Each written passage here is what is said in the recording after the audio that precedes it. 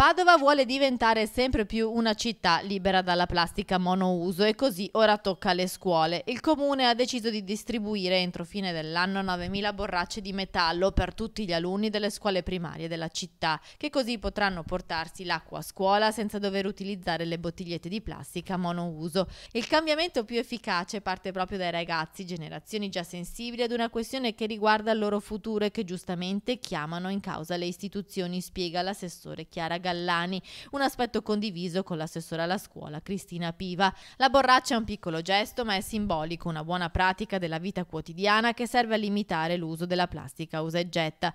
Da Padova vogliamo parta un segnale che mostri come le azioni che salvano il pianeta si avviano dal piccolo dei territori per poi farne buona pratica che si diffondono, spiega il sindaco Sergio Giordani. Pochi mesi fa anche molti gestori dei locali di Piazza dei Signori hanno deciso di abbandonare la plastica e scegliere packaging biodegradabili.